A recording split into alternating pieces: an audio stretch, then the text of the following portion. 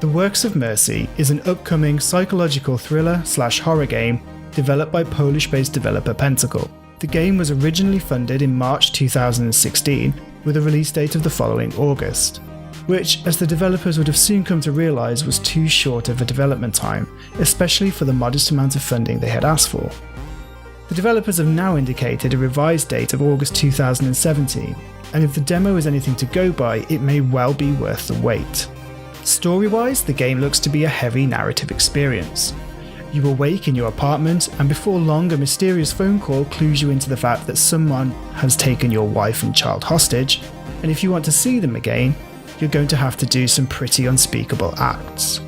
The demo ends on a cliffhanger of you waiting for a prostitute to arrive at your apartment.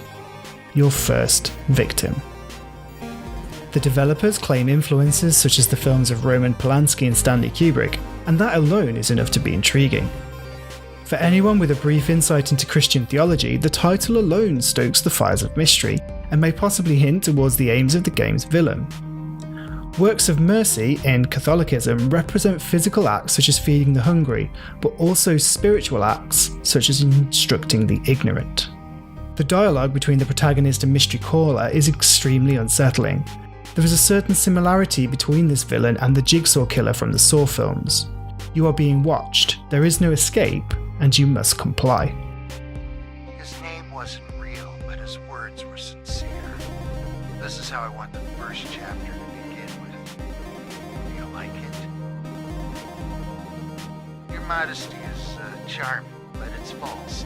The Saw similarities coupled with the title heavily allude to the fact that the protagonist is about to be taught a very hard lesson, one he will never forget.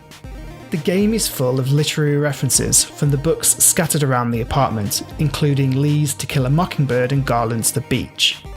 Whether these works influence the developer and the plot of the game will remain another mystery for now, but the dialogue with the villain itself also belies this literary vein as he states, "This is how I want the first chapter to begin. You are the lead role in an as of yet unpenned novel with a disturbingly dark author." Throughout the apartment are also disturbing pieces of physical art, not horrific in the traditional sense but on the edge of the grotesque. On a side note, the developers offered backers a chance to include their own artwork in the game, and I can only applaud this attempt to showcase smaller artists' work. Altogether, the thought put into the smaller details such as the books and the artwork all help build a greater sense of foreboding. Although nothing technically happens in the demo, playing it is still an edge-of-the-seat experience. Graphically, the game looks fantastic. It is built in Unreal Engine 4, and it is very surprising to see an indie game of this nature looking so incredible at such an early stage of development. Most indie games tend towards stylized art, and it is nice to see an attempt to go for the realistic, especially when this type of style doesn't seem to age well in comparison. Indie horror games have been well received in recent years, and so far, this game shows no reason to be an exception to this. If the developers treat the plot correctly, pay attention to the nuances they have begun to build, then there is no reason this game won't be a deeply dark and disturbing experience. I look forward to exploring the main game upon release, but in the meantime, if you'd like to see more about the game or keep up to date with the latest information, be sure to check out the game's Steam page and developers' Facebook, linked below. Overall, the demo was absolutely fantastic, and this is in spite of it only being what's really a tech demo.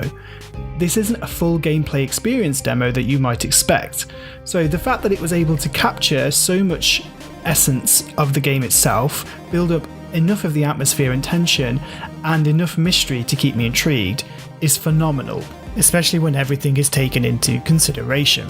Okay, so that's it, that's The Works of Mercy.